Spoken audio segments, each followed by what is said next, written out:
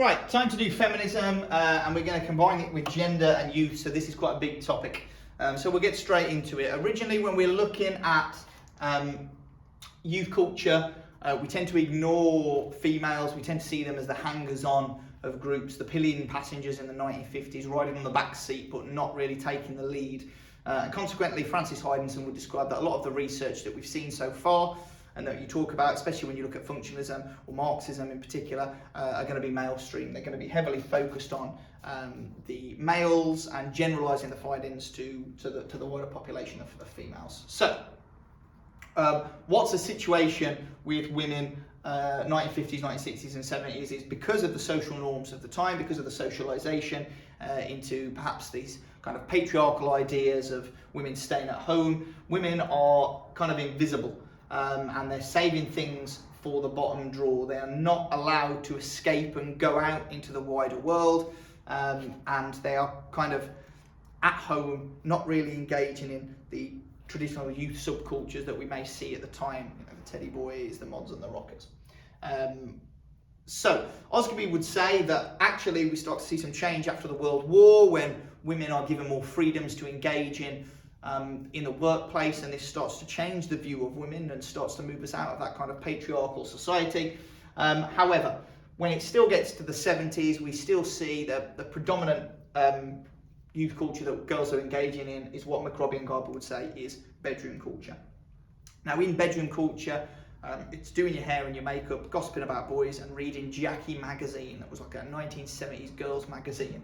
Now, the reasons that potentially that is the case, according to Carol Smart, is that girls are more strictly socially controlled even in the 1970s.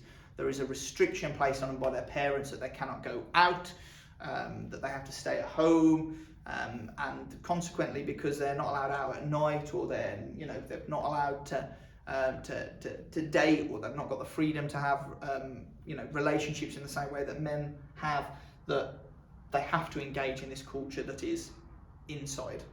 Now, bedroom culture in the 70s is a very outdated view, and it's actually quite middle class kind of view, because you need to have your own bedroom, you need to have access to the magazines and the hair and makeup and beauty stuff that they were using. But it has been redone by Lincoln, and Lincoln finds that similar things are still taking place today, but it's just all done via the internet and mobile phones and social media. So although you could consider this an outdated view, more modern studies show that there's still women engaging in this in the same way.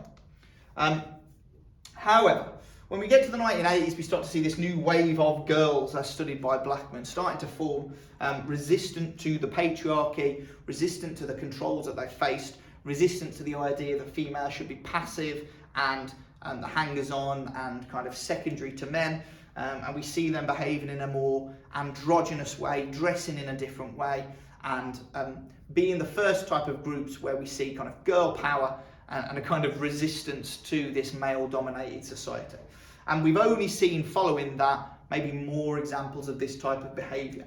Jackson and the Ladettes, and Campbell with New York girl gangs, and Denscombe looking at East Midlands girl gangs. Now, these groups are prime examples of what we would know as a phenomenon of gender convergence. So the Ladettes, their behaviour, they emerge, and this is important, they emerge originally in school, and they are girls who, even though they are relatively high achievers, are behaving in kind of macho and aggressive and confrontational ways, difficult for the teachers to discipline, or difficult for the teachers to control in the lessons, which is the antithesis of what it's been for girls in previous years, who were very much passive, going along, respectful of authority. Now, even though in Jackson's study the Ladettes still engage successfully with the schoolwork, but they don't do it in the lessons. They want to appear to be different. And we can certainly see Ladette culture spread wider outside of schools into, female drinking and, cultures that have that we see more prominently emerge in the last 15, 20 years, of girls out and about really engaging in the same kind of Friday night, Saturday night behaviour as men. So the Ladette starts in school, but seems to have permeated wider society. Now, girl gangs, a lot smaller, New York girl gangs by Anne Campbell, the girls with the shooting, the violence, they were the ones dealing drugs. And for Denscombe in the East Midlands, of the UK, saying that the girls in girl gangs wanted to look just as hard as the men, so being tough and being macho was the important thing there. This gender convergence taking place has been questioned by research by Thrasher and Lader and Hunt. Now, Thrasher's is very old research saying that there are very few gangs that are all female, but Lader and Hunt would say that essentially what the girls who are involved in gangs are trying to do is limit their sexual promiscuity with other gang members, that they're not engaging in violent, drug dealing and shooting and behaviours that we see Campbell and Denscombe perhaps saying that they are. So even within these studies, there is a difference of opinion there of really how much gender convergence is taking place, how much these behaviours are the same as the men within these gangs. Now, obviously, that is feminism in a nutshell. You can see, early feminism, girls being restricted, stuck at home. Post 1980s, black men, New Wave, Jackson and the Ladettes, and then some girl gangs with Denscombe and Campbell, showing this kind of growth of more gender convergence, more resistant kind of behaviour, because this is resistance to the patriarchy here that is essentially an underpinning idea for why these groups form. When you do gender, you have to look at masculinity as well. And Connell's idea is that until recently we are kind of socialised as men into hegemonic masculinity, this dominant version, seeing women as inferior and seeing men as needing to be tough and macho and heterosexual. So hypermasculinity is something that you could talk about, exaggerated levels of masculinity that we've seen in studies like Clark and the skinheads. For Connell, there are new types of masculinity that have emerged, complicit, subordinate and marginalised, which shows that not everything is now in this kind of male hegemonic traditional idea, but still, this is still very prevalent. You've also got Sewell, you've got Mack and Gale, who their studies of primarily male subcultures in school, young black lads for Sewell and the macho lads for Mack and Gale. Essentially their ideas is that exaggerated masculinity is very important to those particular groups as well. So if you were doing a question on gender, you've got your feminism, but you would also need to talk about masculinity as well. Connell, this idea of hegemonic masculinity, ties nicely into Clark's idea of the skinheads with their exaggerated masculinity.